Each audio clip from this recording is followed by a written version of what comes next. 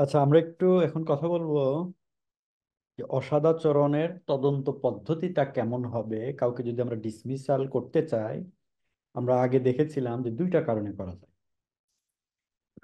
একটা হচ্ছে যে ফৌজদারি মামলায় যদি কেউ কনভিক্টেড হয়, আরেকটা হচ্ছে যে অসদাচরণের অভিযোগে যদি কেউ প্রপার তদন্তের পরে তাকে অভিযোগ মানে দোষী পাওয়া যায় আর কি। এখানে একটু বিষয় বলে রাখি, সেটা হলো যে অনেকেই মনে করেন যে তার নামে ক্রিমিনাল মামলা হয়েছে, যৌতুক মামলা হয়েছে, তাকে ফায়ার করে ফেলে।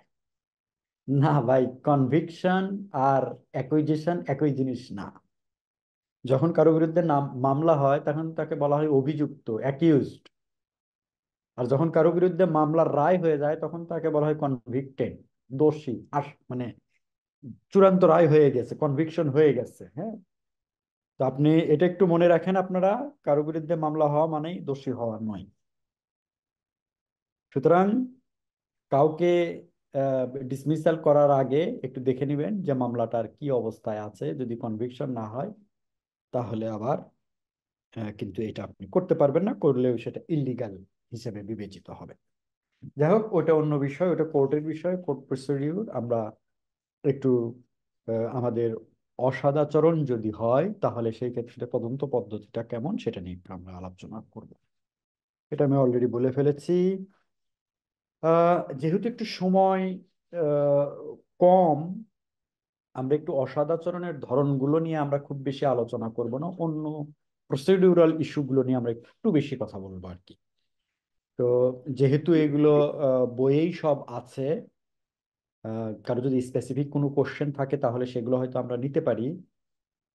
আদারওয়াইজ ক্রিটিক্যালিটি যেসব বিষয়গুলো আছে সেগুলো আলোচনা করে আমি শেষ করে দিতে পারি। কারণ ডিটেলস কথা বলতে গেলে তো অনেক সময়ের দরকার। আমি এইটার উপরই শুধু একটা ডে লং সেশন করাই। হ্যাঁ, তো ডে লং সেশনের ম্যাটেরিয়াল আমার কাছে আছে, কিন্তু সেটা যদি আমি এখানে করি তাহলে সেটা সম্ভব হবে না। তো আমরা একটু দেখি, সেটা হচ্ছে যে শুরুটাই হলো যে উপরস্থের আদেশ এককভাবে বা সংঘবদ্ধভাবে। সংঘবদ্ধভাবে কেমন, যে নিজে মরবে আরেকজনকেও মারবে আর কি। হুম, এইরকম যদি কেউ করে সেটা উপরস্থের আইনটা আদেশটা আবার আইনসঙ্গত এবং যুক্তিসঙ্গত হতে হবে। কেমন? যেমন ধরেন, আপনার আপনার বস জিএম সাহেব আপনাকে বললো যে আজকে আপনি ওই যে অমুক যে লোক আছে, অমুক কোম্পানির সিকিউরিটি গার্ড, ওরে মারবেন। এখন বলেন এটা কি আইনসঙ্গত আদেশ হলো? না, বেআইনি। আ- আইনসঙ্গত আদেশ কিন্তু হলো না। তাহলে কিন্তু এটা আপনি মানতে পারবেন। আবার দেখেন যুক্তিসঙ্গত। যেমন ধরেন, আপনাকে এমন একটা কাজ করতে বলা হলো যেটা আসলে যৌক্তিক নয়। সেটা অনেকভাবে হতে পারে। আপনাকে এমন একটা কাজ দিচ্ছে যে যেই কাজটা যদি আপনি করতে চান বা করতে যান, দেখা গেল যে আপনার শরীরের যেমন ক্ষতি হতে পারে, তেমনি আপনার টাইমিং এর সাথে নাও মিলতে পারে। এখন আপনাকে আদেশ দিল যে ভাই তুমি গিয়ে এখন গোসল করে আসো, এটাই তোমার কাজ এই শীতের দিনে। আদেশটা একটু যুক্তি। হুম। আরেকটা দেখেন, সেটা হচ্ছে আপনাকে কেউ বাজার করতে বলল, জিএম সাহেব তার বাসার বাজার করতে বলল। এটা কিন্তু আইনসঙ্গতও নয়, যুক্তিসঙ্গতও নয়। কিন্তু আপনার যদি জব হয় যে আপনি জিএম সাহেবের কুক, এবং কুকের কাজের মধ্যে বাজার করা সহ, রান্না করা সহ, সার্ভ করা পর্যন্ত আপনার দায়িত্ব, সেই কুককে যদি আবার জিএম সাহেব বলে যে আপনি বাজার করবেন, সেটা কিন্তু আবার আইনসঙ্গত আদেশ এবং যুক্তিসঙ্গত। সেটা যদি অ্যাভয়েড করে সেটা কিন্তু আবার মিস করে। আমি মনে হয় কথাগুলো বুঝাতে পেরেছি আপনাদেরকে। জি স্যার, বুঝতে পারছি স্যার। যারা কথা বলছেন না, একটু কষ্ট করে দয়া করে একটু মিউট করে রাখেন, তাহলে আপনাদেরই সুবিধা হবে, সবার সুবিধার্থে আমি বলছি। 2 নম্বরটা হচ্ছে মালিকের ব্যবসা বা সম্পত্তি সম্পর্কে চুরি, আত্মসাৎ, প্রতারণা বা অসাধুতা। কয়েকটা বিষয় একটু বলি। চুরি এবং আত্মসাতের মধ্যে বেসিক একটা তফাৎ আছে। তফাৎটা কি? চুরি হচ্ছে যে কারো অন সাক্ষাৎ মানে কেউ দেখছে না, তার বিনা অনুমতিতে তো আরেকটা জিনিস আপনি নিয়ে গেলেন, এটা হলো চুরি, যেটা আপনার মালিকানায় না। আর আত্মসাৎটা হচ্ছে জিনিসটা আপনার জিম্মায় থাকবে। যেমন ধরেন, যারা প্রকিউরমেন্টে কাজ করেন, তাদের দায়িত্ব কি? যে জিনিস কিনবে, সেগুলো হেফাজতে রাখবে, তারপরে এটার ইনভেন্টরি লিস্ট মেনটেন করবে, সেগুলো প্রপার ইউজ করবে, তাই তো? এখন ধরেন, যেহেতু জিনিসটা আপনার জিম্মায়, আপনি যদি এখান থেকে ধরেন আপনি 10টা টিস্যু কিনেছেন, তো মনে করলেন 10টা টিস্যু তো দরকার নাই, আমি যদি দুইটা বাসায় নিয়ে গিয়ে ইউজ করি তাতেও খুব বেশি ক্ষতি নেই। আপনি দুইটা বাসায় নিয়ে গেলেন, এটা কিন্তু চুরি না। চুরি হবে কখন? যদি একটা ওয়ার্কার, অন্য কেউ আপনার এখান থেকে জিনিসটা নিয়ে যায়, কিন্তু আপনি যখন করছেন তখন এটা আত্মসাৎ। কারণ কি? কারণ হচ্ছে এটা আপনার জিম্মায় ছিল, তাই। প্রতারণা এবং অসাধুতা, প্রতারণার যদি আমরা একটা উদাহরণ দিই এবং অসাধুতারও যদি একটা উদাহরণ দিই, তাহলে এমন হতে পারে যে জিনিসটার দাম ছিল আসলে 20 টাকা, একটা ভাউচার নিয়ে এসছেন 30 টাকা। অসাধুতা। হ্যাঁ। এরপরে হচ্ছে প্রতারণা হতে পারে যে জিনিসটা আপনাকে চাইনিজ মাল দিয়েছে, কিন্তু বলছেন যে ভাই এটা একটু জাপানি দেখান, সো দ্যাট আমি বেশি করে বিল ভাউচার তৈরি করতে পারি, এবং 30 টাকার জিনিস 100 টাকা দেখায় দেন। এটা হচ্ছে প্রতারণা। হ্যাঁ। তবে জিনিসটা ব্যবসা, মানে মালিকের ব্যবসা সংক্রান্ত হতে হবে, মালিকের হতে হবে। এখন ধরেন, আপনি যেখানে কাজ করেন, আপনার কোয়ার্কার আছে, তাদের একটা পার্স আপনি চুরি করলেন বা মোবাইল চুরি করলেন, সেটাতে কিন্তু আবার এই মিসকন্ডাক্টের মধ্যে পড়েন। হ্যাঁ। সেটা অন্য কোনো ধারায় যদি পড়ে তাহলে পড়বে, আদারওয়াইজ পড়বেই না। কিন্তু এই এই স্পেসিফিক ইয়েটার ক্ষেত্রে সেটা পড়বে না। থার্ড ওয়ান হচ্ছে যে মালিকের অধীন বা অন্য কোনো শ্রমিকের চাকরি সংক্রান্ত বিষয়ে যদি ঘুষ গ্রহণ করেন বা প্রদান করেন, এটা তো একেবারে সিম্পল হিসাব। যে আপনি প্রমোশনের ক্ষেত্রেই বলেন, নিয়োগের ক্ষেত্রেই বলেন, নিয়োগ না দেওয়ার ক্ষেত্রে বলেন, যদি কোনো লেনদেন করেন, এটা যদি ধরা পড়ে, তাহলে আপনার সেটা আসলে মিসকন্ডাক্ট হিসেবে বিবেচিত হবে। এরপরে হচ্ছে বিনা ছুটিতে অভ্যাসগত অনুপস্থিতি। যদি আবার কোথাও পারা তাহলে তো আরেক সমস্যা। হয় কি, আমি চিন্তা করে দেখলাম রাত্রে যদি দাওয়াত রাখি তাইলে আমার ওখানে থাকতে বসো। বাবা, ওইটাতে তো স্যার হবে। আপনি মিউট করে দেন স্যার। যে একটু মিউট করে দেন স্যার। সিলেবাস থাকে এই যে। সাব্বির সাহেব যিনি আছেন, ভাই আপনি একটু ওনাকে মিউট করে দেন। হ্যাঁ, ঠিক আছে। আচ্ছা, যারা ধরেন আপনারাই পেমেন্ট দিয়েছেন, আমার কিছু না, যদি আপনাদের এরকম ইচ্ছা থাকে যে না গল্পে গল্পে শুনবেন, তাহলে শুনে খুব বেশি কাজ হবে না। একটু কষ্ট করেন, যদি 2-3 ঘন্টা 5 ঘন্টা কষ্ট করে একটু বেনিফিটেড হওয়া যায়, তাতে আপনাদেরই লাভ, আমার ক্ষতি নেই। আর আপনি জানলে আমার ক্ষতি নাই, তবে না জানলে আমার একটু মানে খারাপ লাগে আর কি, যে আপনি পয়সা দিলেন কিন্তু আমি আপনাকে আমি আপনাকে আমার বেস্টটা দিতে পারলাম না, এটা হলো আমার খারাপ লাগার জায়গা। আচ্ছা, যাই হোক, বিনা ছুটিতে অভ্যাসগত অনুপস্থিতি বা ছুটি না নিয়ে একসঙ্গে 10 দিনের বেশি সময় অনুপস্থিতি। এই অভ্যাসগতটা আসলে কিভাবে বুঝাবে, কতদিন হলে বুঝাবে, আইন এটার কোনো ক্লিয়ার কোনো গাইডলাইন্স নাই। তবে আমরা যেটা বলি যে ফ্রিকুয়েন্ট যেন হয়।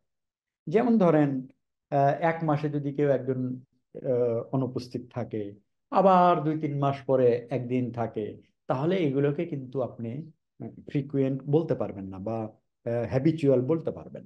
হ্যাঁ, হ্যাবিচুয়াল কথাটা এই জন্যই এক্সপ্লানেশন দিচ্ছি, যে হ্যাবিচুয়াল কথাটা 3-4টা জায়গায় আছে, যেটার খুব মিনিং শ্রম আইনে আছে আসলে।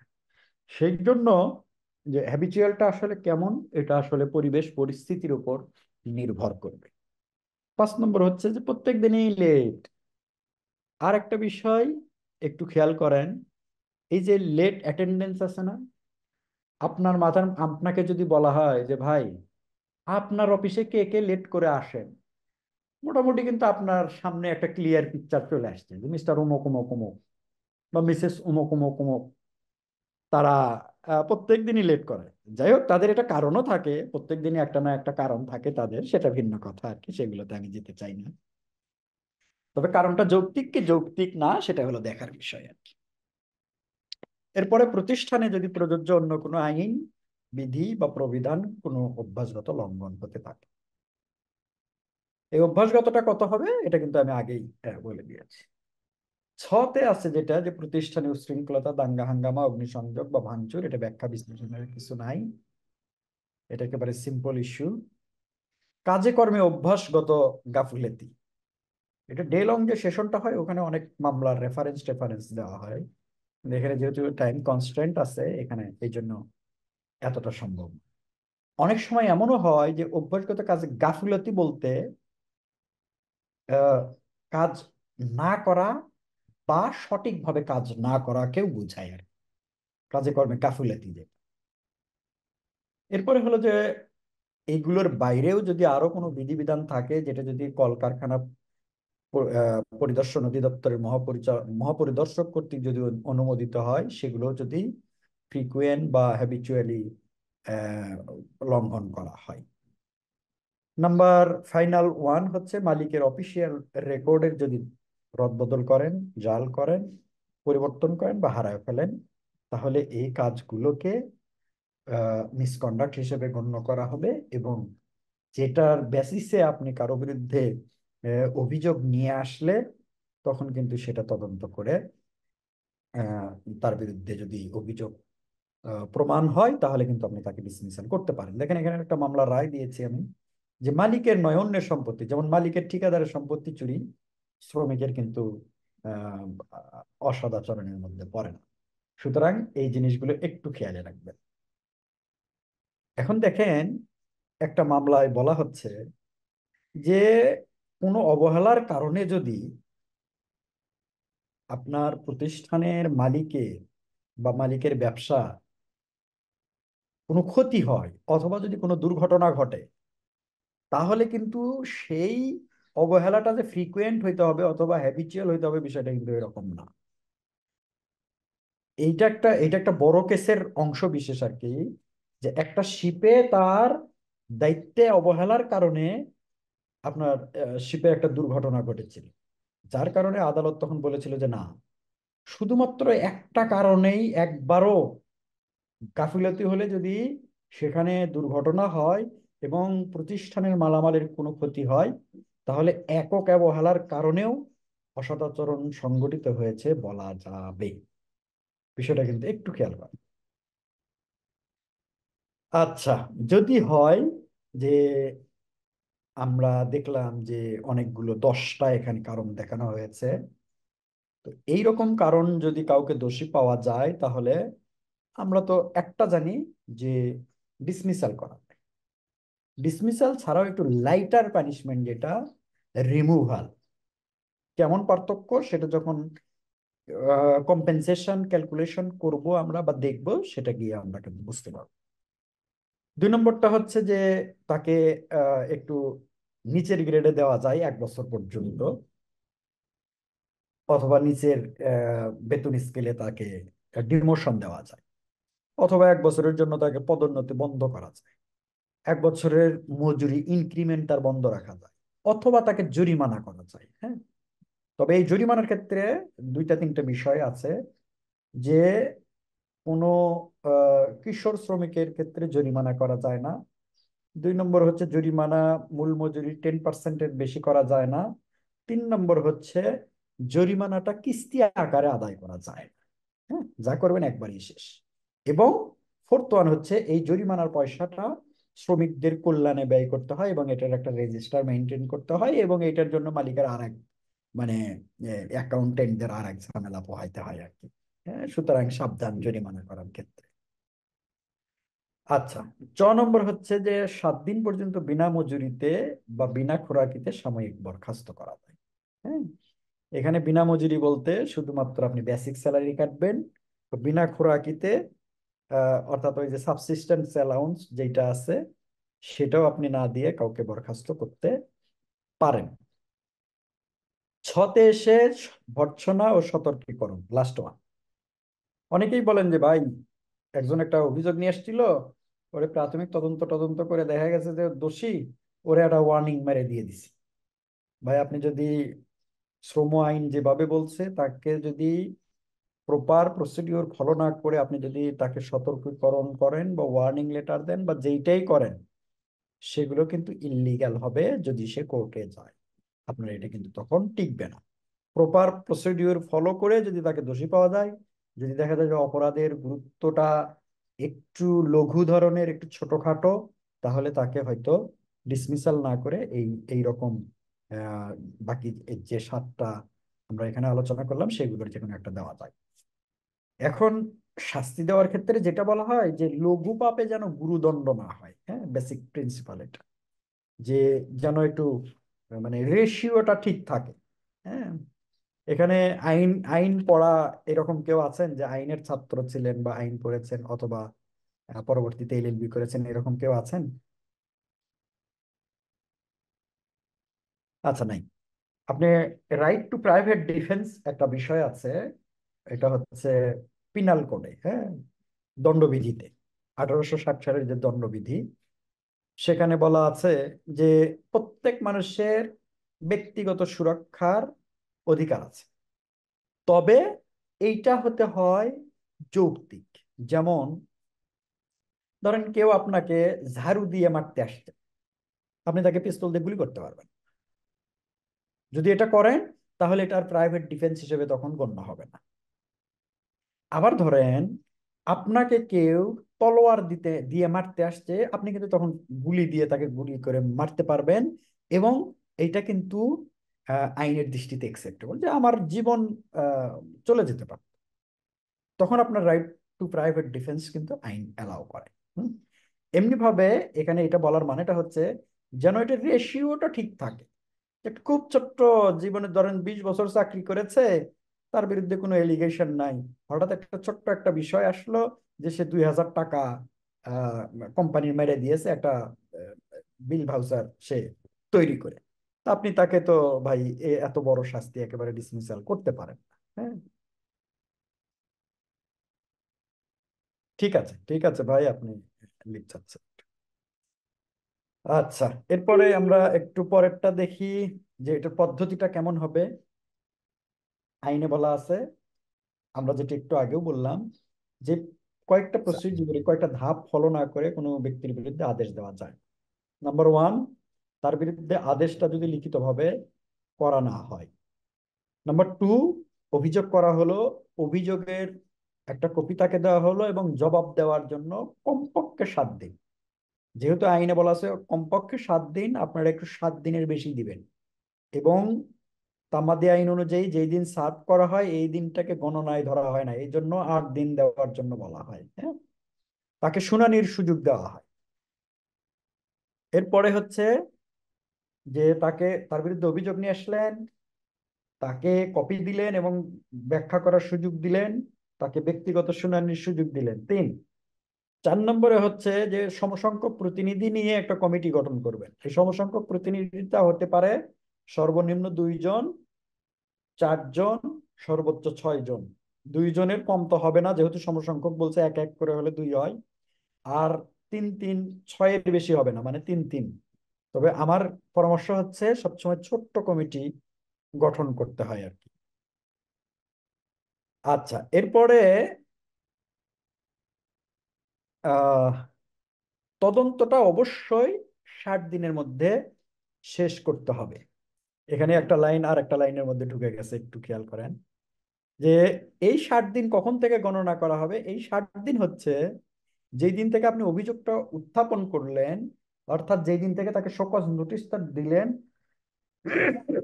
সরি, সেই সেই দিন থেকে যেই দিন পর্যন্ত আপনি তাকে নোটিশটা দিয়ে দিবেন যে আপনাকে দোষী পাওয়া গেছে এবং আপনার অ্যাওয়ার্ডটা এই রেওয়ার্ড দেওয়া পর্যন্ত, অর্থাৎ শুরু থেকে শেষ পর্যন্ত যেন এই 60 দিনটা কাউন্ট হয়।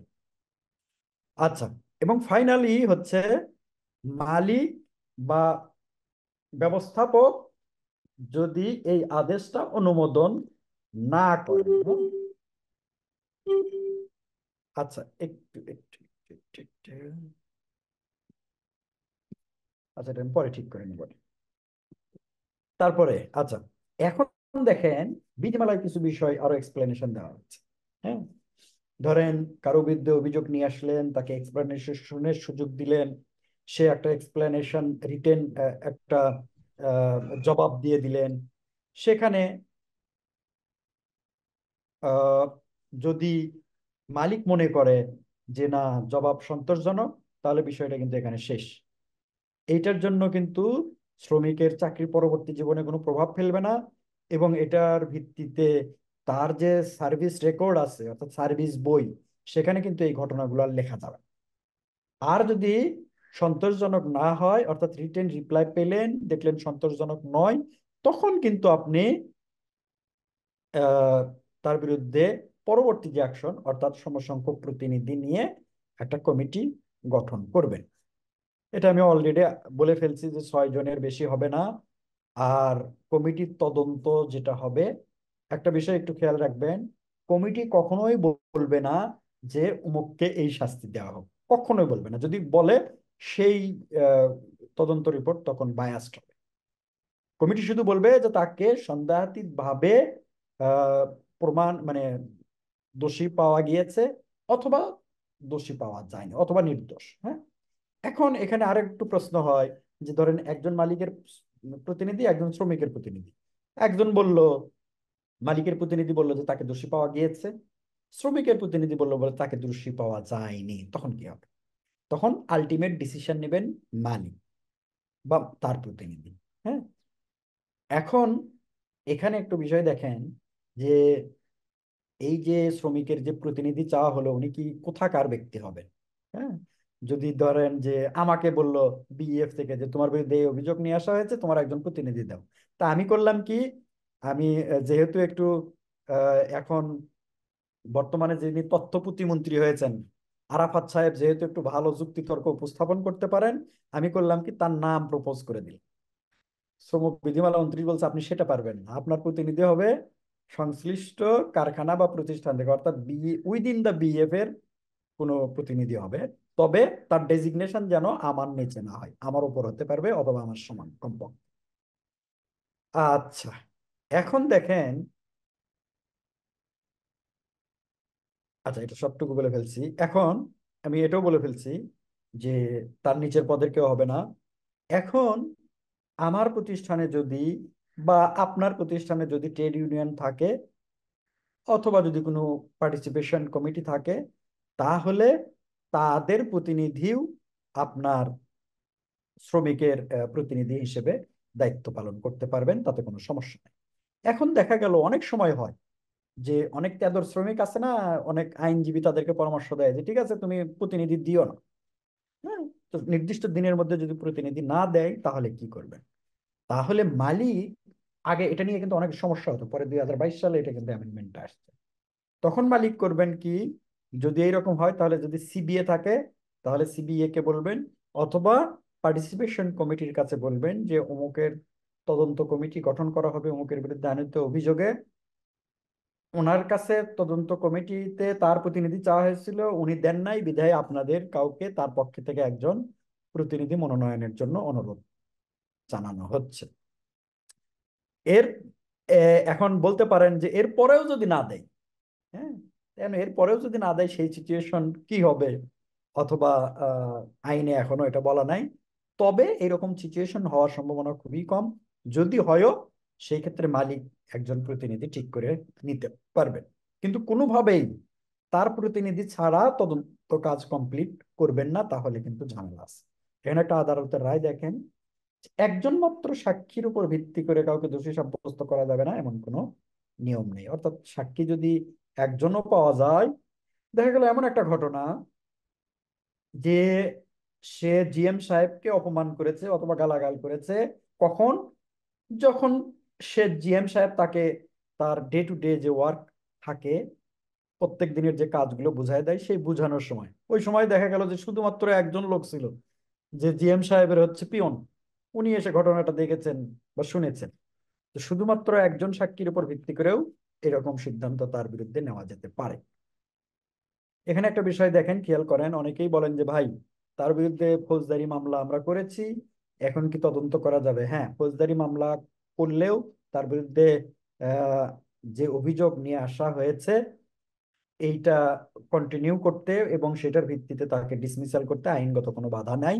তবে একটা জিনিস খেয়াল রাখবেন, যদি চুরি এইরকম বিষয় নিয়ে হয় তাহলে আগে ইন্টারনাল প্রসিডিউরটা কমপ্লিট করবেন, তাকে ডিসমিসাল করবেন, দেন মামলা করবেন। অথবা যদি আগে মামলা করেন তাহলে তো সে যদি পুলিশ তাকে ধরে নিয়ে যায়, আপনি কিন্তু মামলা প্রসিডিউরটা ফলোই করতে পারবেন না তখন। হ্যাঁ, তখন কিন্তু আর এক ঝামেলায় পড়ে যাবে। তদন্তের ক্ষেত্রে অনেকগুলো প্রশ্ন করতে হয়। হ্যাঁ, তার কিছু নমুনা আমরা এখানে দিয়েছি। হ্যাঁ, যেমন তদন্তে বাদী পক্ষের সাক্ষীগণ, মানে অভিযুক্ত ব্যক্তি যিনি থাকেন, তাকে জিজ্ঞেস করতে হয় যে বাদীগণ যে সাক্ষী দিয়েছে উনি কি আপনার সামনে সাক্ষী দিয়েছে? আপনি কি তাকে জেরা করার সুযোগ পেয়েছেন? আপনি কি আপনার আত্মপক্ষ সমর্থনের জন্য বক্তব্য দেওয়ার সুযোগ পেয়েছেন? আপনার বিরুদ্ধে আইনি অভিযোগের বিষয়ে আপনার আর কোনো বক্তব্য আছে? বা আপনার ফার্দার যদি আরো কোনো এক্সপ্লানেশন থাকে সেগুলো বলার কোনো সুযোগ আছে? এই স্পেসিফিক কোশ্চেন গুলো কিন্তু অবশ্যই যিনি তদন্ত কমিটি বা যারা তদন্ত কমিটির সদস্য থাকবেন তারা কিন্তু এই জিনিসগুলো আহ তাকে অভিযুক্ত ব্যক্তিকে কিন্তু অবশ্যই করবেন, আদারওয়াইজ কিন্তু কমিটির যে প্রতিবেদন সেটা কিন্তু ফুলফিল হবে না। এখন দেখেন, সাময়িক যে বরখাস্ত সেটা কখন আসলে করা যায়? সাময়িক বরখাস্ত দুইটা ভাবেই করা যায়। এক হচ্ছে আপনি যে নোটিশটা প্রথমে দিলেন শো কজ নোটিশ, সেটার সাথেও করতে পারেন, অথবা পরবর্তীতে তাকে আহ সাময়িক বরখাস্ত করতে পারেন। দুই ভাবেই করা যায়।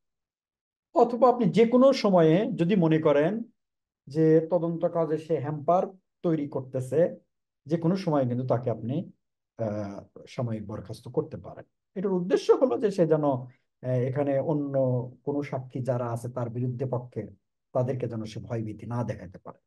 তবে একটা জিনিস খেয়াল রাখবেন যে এই তদন্ত মানে এই বরখাস্ত কিন্তু 60 দিনের বেশি হবে না। হ্যাঁ, যদি আদালতে মামলা পেন্ডিং থাকে সেটা ভিন্ন কথা।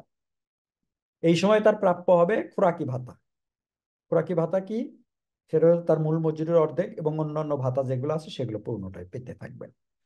হ্যাঁ, সাময়িক বরখাস্ত অবশ্যই লিখিত হবে এবং এটা বলার দরকার নেই যে অমুক ডেট থেকে কার্যকর হবে। এটা যখন থেকে আদেশটা জারি হবে প্রপারলি তখন থেকে এটা কার্যকর হয়েছে বলে গণ্য হবে।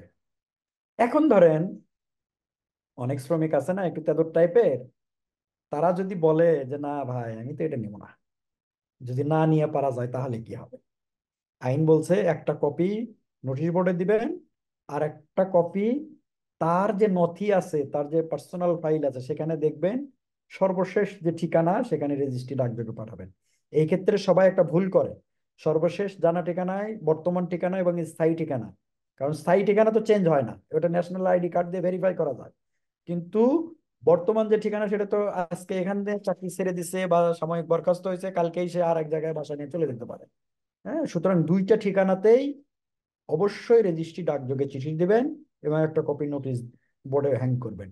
তাহলেই কিন্তু বোঝা যাবে বা প্রমাণিত হবে যে তার বিরুদ্ধে যে নোটিশটা জারি হয়েছিল সেটা সঠিকভাবে হয়েছে কিনা। এখন শাস্তি, সব কিছু আপনি কমপ্লিট করলেন, রিপোর্ট পেলেন, পাওয়ার পরে দেখলেন যে হ্যাঁ সে আসলেই দোষী। তাকে এখন পানিশমেন্ট দিবেন। পানিশমেন্টটা কখন দিবেন, কিভাবে? সেখানে বিবেচ্য বিষয়গুলো কি?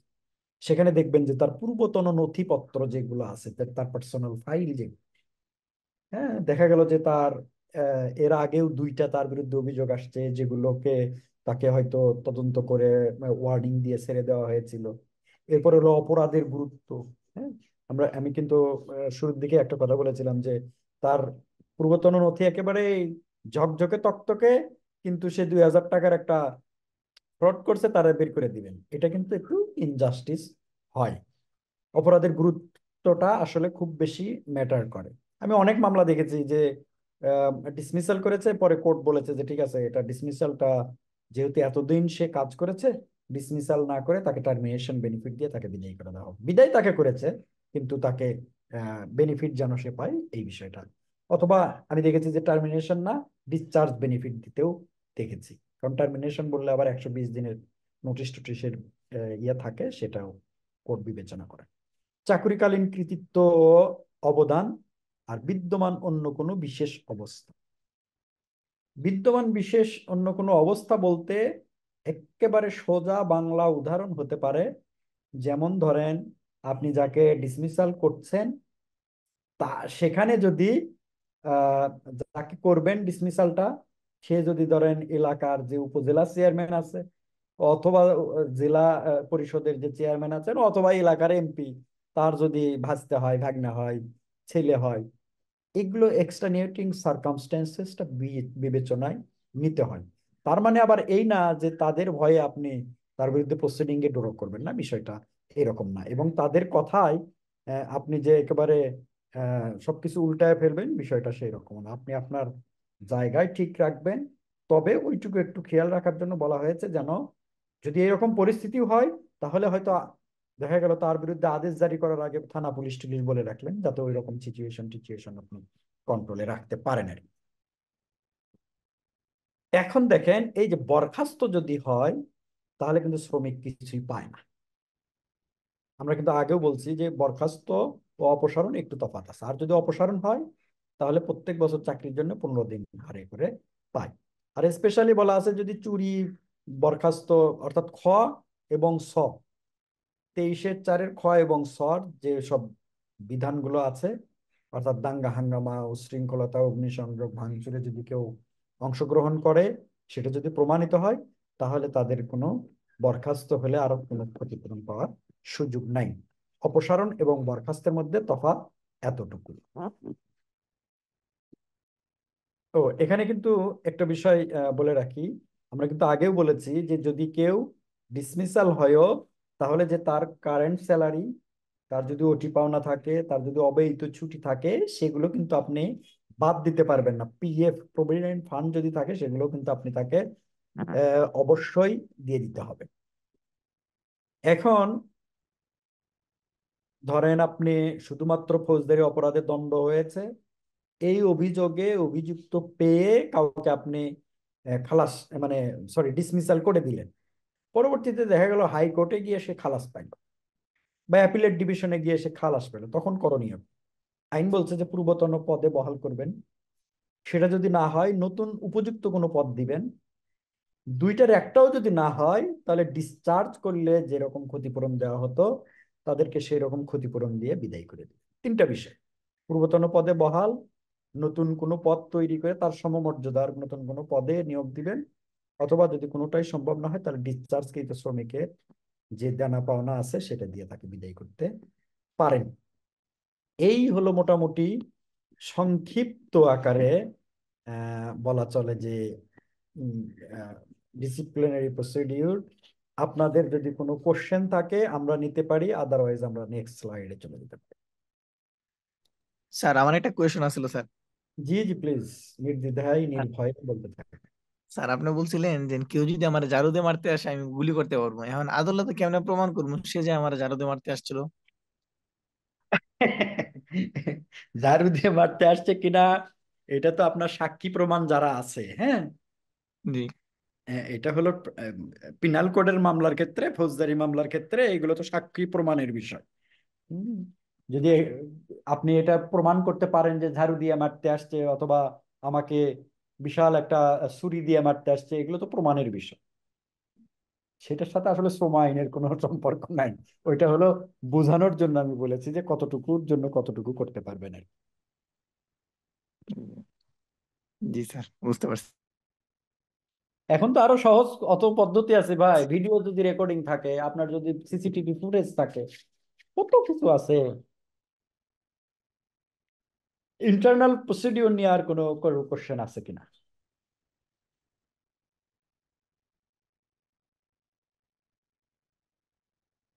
নাই? তাহলে আমরা পরবর্তীতে চলে যাচ্ছি। স্যার স্যার আরেকটা কোয়েশন যেন আসলো স্যার, মানে যে যে চুরি আর দাঙ্গা হাঙ্গামা এই দুইটা প্রসিডিউর তো আমরা যে কোনো সময় বাইর করে দিতে পারি, ঠিক না স্যার? না না না, প্রপার প্রসিডিউর ফলো করা ব্যতীত আপনি কখনোই কাউকে বের করে দিতে পারবেন না। একমাত্র কোনো যদি কারণ না দর্শান, যদি ঝামেলা এড়াতে চান, তাহলে টার্মিনেশন একমাত্র ওয়ে। আর আপনি যে অভিযোগে আসুক না কেন, সেইটার বিরুদ্ধে প্রপার অ্যাকশন হচ্ছে, প্রপার ওয়ে ফলো করতে হবে, যেগুলো আমরা এতক্ষণ আলোচনা করলাম। আদারওয়াইজ আপনি কাউকে বলতে পারবেন না যে ভাই তুমি চুরি করছো, অপরাধের গ্র্যাভিটি বেশি, তুমি কালকে থেকে আর আসো না। আপনি সেটা করতে পারেন, সেটা হলো সাময়িক বরখাস্ত, কিন্তু বাকি যে প্রসিডিউর গুলো আছে সেটা আপনি ফলো করতে পারেন।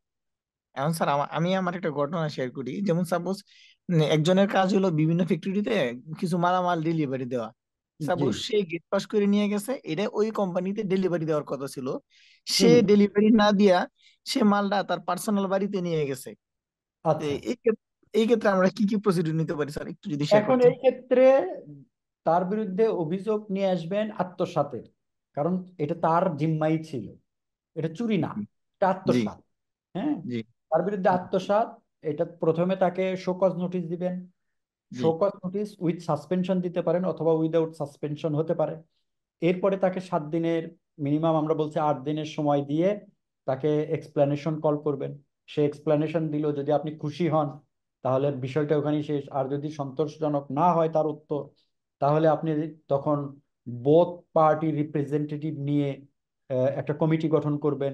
সেই কমিটিতে তাকে দোষী পাওয়া গেলে দেন আপনি তখন তাকে ডিসমিসালে যেতে পারেন, তার আগ পর্যন্ত তো যেতে পারবেন না। জি স্যার।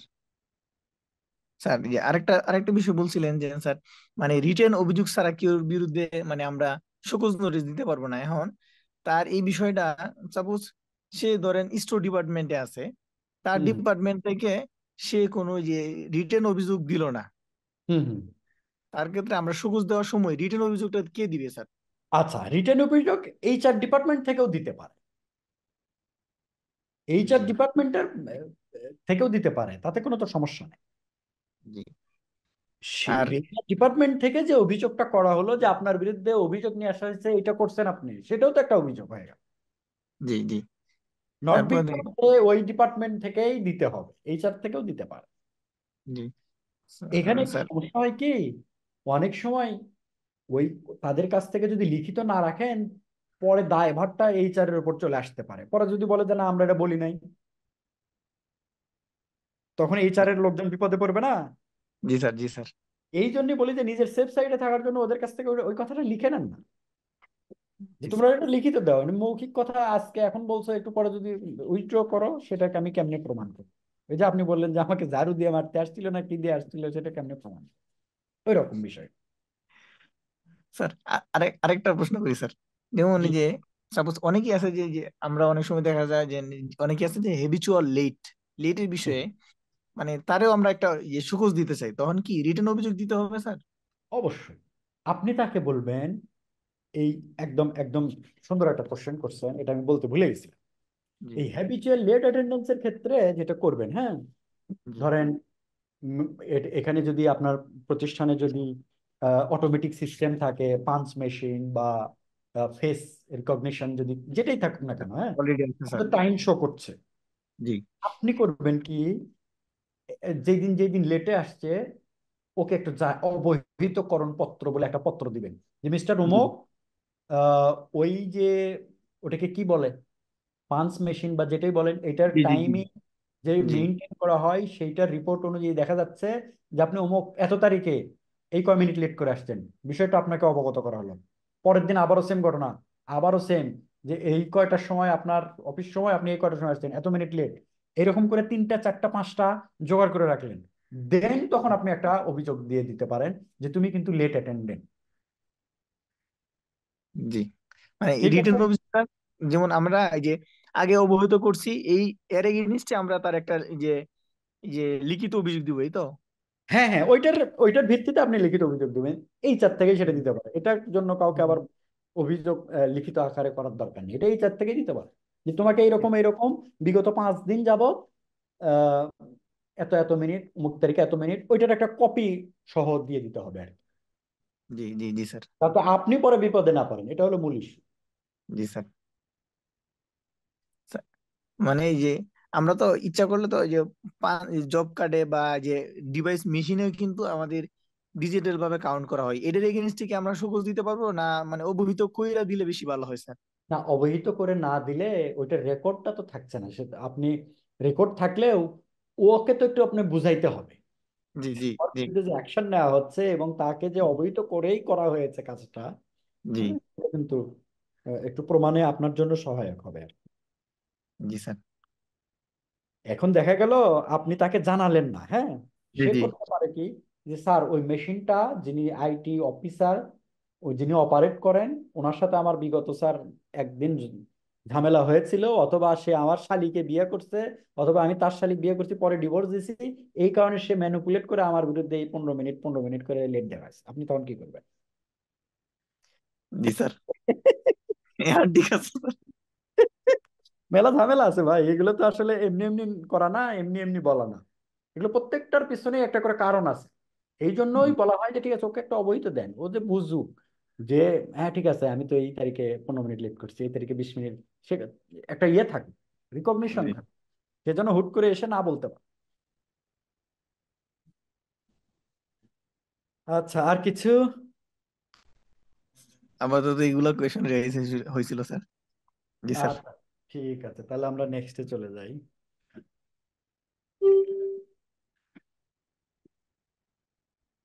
মজুরি আর পরিশোধ।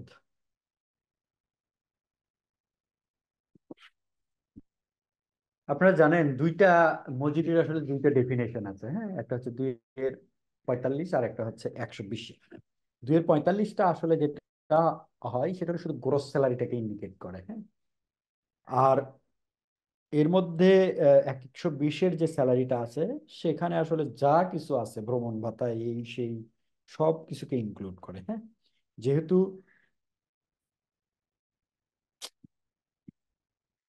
যেহেতু এটা একটা স্পেশাল ডেফিনেশন এবং বলে দেওয়া হয়েছে 120-এর ডেফিনেশনটা শুধুমাত্র এই একাদশ অধ্যায়ের অধীনেই কিন্তু প্রযোজ্য হবে, হ্যাঁ, অন্য ক্ষেত্রে কিন্তু আবার নয়। এইটাকে অনেকে মিলিয়ে যে গ্রোস স্যালারির মধ্যে কি কি হবে এগুলো নিয়ে অনেকেই ঝামেলা তৈরি করে আর কি। হুম? আচ্ছা, মজুরির বিশেষ আমরা এটা আগেই বলে নিলাম, 2-এর 45, 120, মজুরি এবং ক্ষতিপূরণ পরিশোধের সময়। মজুরি কাল যেটাই আপনি নির্ধারণ করেন না কেন, অনেকেই বলে যে ভাই ব্যাংকে তো 25 তারিখ দেয়, ভাই আমি বলি ব্যাংকে 25 তারিখ দেয়, পরবর্তী মাসে তো 25 তারিখই দেয়, তাহলে তো 1 মাসই হলো। মজুরি কালের মধ্যে আসলে ডিফারেন্সটা যেন 1 মাসের বেশি না হয়, এটা হলো মূল কথা। আপনি 20 তারিখ দেন, 20 তারিখই দেন। হুম? আর সর্বোচ্চ যদি আপনি করেন তাহলে প্রত্যেক মাসের 7 তারিখ একই রকম সময়ে, যেটা আপনার জন্য সুবিধা আর কি। মজুরিকাল শেষ হওয়ার পরবর্তী 7 কর্মদিবসের মধ্যে দিতে হবে। আর চাকরির অবসান হলে মজুরিটা দিতে হবে 7 দিনের মধ্যে। আর যে পাওনাটা আছে সেটা দিতে হবে 30 দিনের মধ্যে। এবং সকল মজুরি দিতে হবে কর্মদিবসে। আপনি বললেন যে ঠিক আছে, তুমি যখন টাকা পাবে, কয়েকদিন ধরে খুব জ্বালাচ্ছ, তা আজকে আসো রাত 11টার সময়, আসে টাকাটা নিয়ে যাইও, এটা কিন্তু আপনি বলতে পারবেন না। হ্যাঁ, কর্মদিবস এবং কর্মসময়ের মধ্যেই সেটা হতে হবে আর কি। মানুষকে যে কতভাবে হেনস্থা করা যায় এই বাস্তবতা দেখলে বোঝা যায় আর কি। তাহলে এখানে দুইটা জিনিস, এক হচ্ছে বেতন পরবর্তী 7 কর্মদিবসের মধ্যে, ফাইনাল সেটেলমেন্টের পর পরবর্তী 30 কর্মদিবসের মধ্যে। কি কারো চাকরি যদি নাই হয়ে যায়, তাহলে মানে পরবর্তী 7 কর্মদিবসের মধ্যে ওই মাসের বেতনটা দিয়ে দিবেন, এবং পরবর্তী 30 কর্মদিবসের মধ্যে তার এন্ড সার্ভিস বেনিফিট দিতে হবে। যদি না দেন, সেটা কিন্তু তখন মামলার বিষয়বস্তু হয়ে দাঁড়াতে পারে। উৎসব বোনাস ও মজুরি বৃদ্ধি। আমরা অনেকেই জানি যারা এটা নিয়ে কাজ করি বা এই সেক্টরে শ্রম আইন নিয়ে একটু হলেও কাজ করি। আপনারা সবাই জানেন 2015-র আগে কিন্তু উম, আমরা এমনি প্র্যাকটিস ছিল যে 2টা করে বোনাস দেওয়া হতো 2 ঈদে। কেউ বেসিক স্যালারি দিত, কেউ তার কমও দিত, অথবা আবার অনেক আছে গ্রস স্যালারি দিয়ে দেয়। এক এক ভাবে প্র্যাকটিস করা হয়। তবে 2015-তে এসে বলে দেওয়া হলো যে 2 ঈদে ধর্মীয় ধর্মীয় উৎসবের প্রাক্কালে, ধর্মীয় উৎসবের প্রাক্কালে 2টা বোনাস দিতে হবে। এখন আপনি বলতে পারেন যে তাহলে হিন্দুদের কখন হবে? হিন্দুরা ঠিক করে নিক যে তারা দুর্গা পূজায় নিবে আর কালী পূজায় নিবে না কোন পূজায় নিবে, হিন্দুদের কাছ থেকেই একটা রিটেন আপনি রেখে দিতে পারেন যখন সে জয়েন করছে, হ্যাঁ, সেই অনুযায়ী দিতে পারেন। অথবা যদি তারা বলে যে না ঠিক আছে, এত ঝামেলার দরকার নাই ভাই, আমরা 2 ঈদে নিবো, এটাও একটু তার কাছ থেকে লিখে রাখবেন, তাহলে আর কোনো ঝামেলা থাকবে না। আর উৎসব বোনাসটা 2015-তে নিয়ে আসা হয়েছে, কিন্তু এখানে এখনো কিছু কনফিউশন আছে, যেমন এটা মূল মজুরির অধিক হবে না। তো যখন বলছেন অধিক হবে না, তার মানে কম হতে পারবে। হ্যাঁ, ওইটা নিয়ে একটু কনফিউশন আছে। এটা কম হতে পারে, কারণ অনেক প্রতিষ্ঠানে আছে যাদের ক্যাপাসিটি টু পে এত না, তারা যেভাবে যে দিয়ে মানে ম্যানেজ করতে পারে শ্রমিকদেরকে। আসলে এটা মূল মজুরির অতিরিক্ত হিসেবে বিবেচিত হবে। আচ্ছা, এরপরে হচ্ছে যে কোনো যদি সেক্টরে মিনিমাম ওয়েজ ঘোষিত না থাকে, তাহলে মূল মজুরি মোট মজুরির 50%-এর কম হবে না। এটা কেন আসছে জানেন? আমরা যখন 2022-এর যে বিধিমালা হলো, সেখানে একটা আউটসোর্সিং কোম্পানির মোট স্যালারি এবং তার বেসিক স্যালারি রিভিউ করতে গিয়ে দেখি যে তার মোট বেতন হচ্ছে মোট মজুরি হচ্ছে 14,000 টাকা, মূল বেতন হচ্ছে 2,000 টাকা। এই যে একটা ঝামেলা করে রেখেছিল তারা, যার প্রেক্ষিতে কিন্তু এই জিনিসটা চলে আসছে। আপনি দেখেন যে যেসব খাতের ডিক্লেয়ার্ড মিনিমাম ওয়েজ আছে, সেখানেও কিন্তু 50-60%, 50-55-56% কিন্তু মোট মজুরির বেসিক স্যালারি কিন্তু এইরকম। হ্যাঁ, এবং ওখানে আরেকটা বিষয় 2022-এ যোগ করে দেওয়া হলো যে যেসব খাতে মানে আপনার মিনিমাম ওয়েজ নাই, তাদের জন্য ইনক্রিমেন্ট মূল মজুরির 5%-এর কম হবে না। এটা নিয়ে একটু ঝামেলা হয়েছিল যে অনেক সেক্টরে আছে যে নন পারফর্মার যারা, তাদেরকে হয়তো একটু কম দেওয়া হতো, যারা ভালো পারফর্মার অন অ্যান এভারেজে 5-6% ইনক্রিমেন্ট দেওয়া হতো। হ্যাঁ, সেই জায়গাগুলোতে একটু সমস্যা হয়েছে, আবার একটু সুবিধাও হয়েছে যে আপনি পারফর্মার হন নন পারফর্মার হন যাই হন না কেন, আপনার 5% বাড়বেই আর কি। তবে এটাতে একটা ঝুঁকিও তৈরি হয়েছে আবার তার জন্য, যে নন পারফর্মার হলে প্রতিষ্ঠান কতদিন আর রাখবে, তার কিন্তু চাকরিটা চলে যাওয়ার একটা পসিবিলিটি আছে।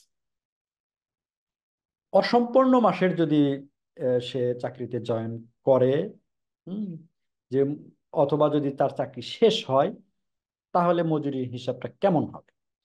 যেমন ধরেন যে কেউ ধরেন জানুয়ারির 16 তারিখে চাকরিটা শেষ করলো, হ্যাঁ, অথবা জানুয়ারির 15 তারিখে সে জয়েন করেছে, তাহলে কি হবে?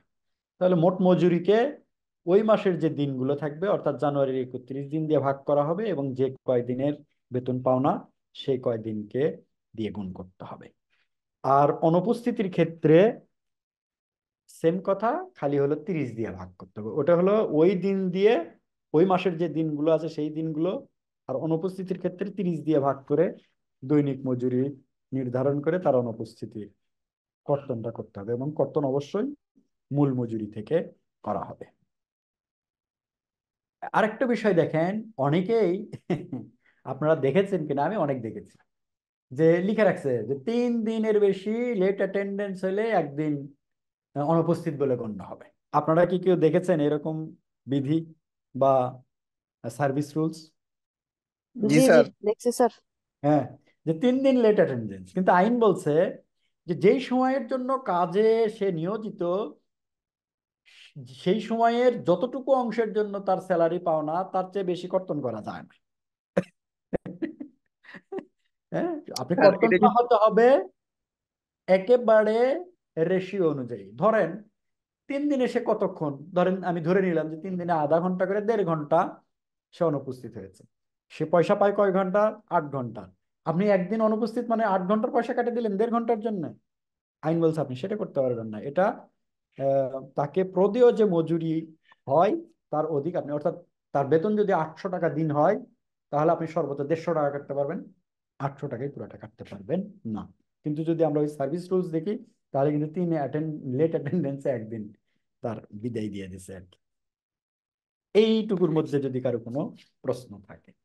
স্যার এই যে আপনি যেন বলছেন যে 3 দিন লেট করলে একদিন হাজিরা খাইটা দেয়, হ্যাঁ, এটা হ্যাঁ, নিয়ে এই অনেক ফ্যাক্টরিতে এই প্র্যাকটিসটা আছে। এখন এই ক্ষেত্রে শ্রমিকের কি করার আছে স্যার, একটু যদি বলতেন স্যার। শোনেন, এই ক্ষেত্রে যেটা শ্রমিকের করা আছে, তার একটা চিঠি লেখা। হ্যাঁ, যে যে এই জায়গায় এখন আমাদের দেশের প্র্যাকটিসে হয় কি, যে ধরেন আমি যতদিন চাকরিতে আছি, হ্যাঁ, জি ততদিন তো আমি আসলে ওই যে বলে না যে কি নদীতে বাস করে কুমিরের সাথে লড়াই, হ্যাঁ, এরকম একটা কথা আছে না? জি তো কেউ তো এটা করে না। কিন্তু জি যদি স্যার। চাকরি চলে যাওয়ার পরে এটা চ্যালেঞ্জ করে, অথবা যদি চাকরিতে থেকেই যদি চ্যালেঞ্জ করে, তাহলে কিন্তু এগুলো টিকবে না। এটা কিন্তু কোর্টে গেলে একেবারে মানে নাই করে দেবে। হম। তো এখন হুম। ধরেন আমি যেখানে চাকরি করি, আপনি যেখানে চাকরি করেন, আমি চাকরিরত অবস্থায় তো ওই যে পানিতে থেকে কুমিরের সাথে আমি লড়াই করতে যাব না, খুব স্বাভাবিক। যা পারে করুক গা, আমি তো লেট হই না।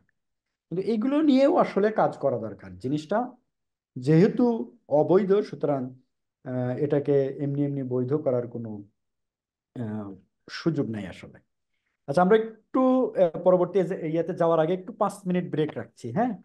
জি সবকিছু থাকবে, জাস্ট একটু মিউট করে রাখছি 5 মিনিটের জন্য, একটু ওয়াশরুম জি ব্রাশ যদি সারা জি লাগে। স্যার, জি স্যার, জি স্যার। স্যার কি আমার কথা শুনতে পাচ্ছেন? হ্যালো। হ্যালো, বলেন সাবির ভাই।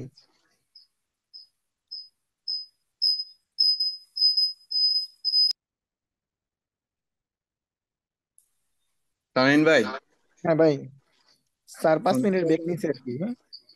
ও আচ্ছা। হ্যাঁ, আপনারা চলে আসছেন না? জি স্যার, আমরা চলে আসছি স্যার। হ্যাঁ, ঠিক আছে, ওকে ওকে, আমরা শুরু করে দিই।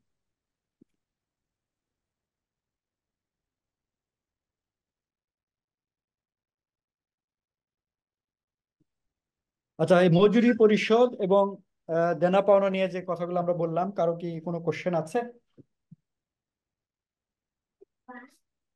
না স্যার, আমরা ক্লিয়ার স্যার বিষয়গুলোতে। ঠিক আছে, তাহলে আমরা পরবর্তী ইয়েতে চলে যাই। সেটা হচ্ছে দুর্ঘটনাজনিত কারণে ক্ষতিপূরণ।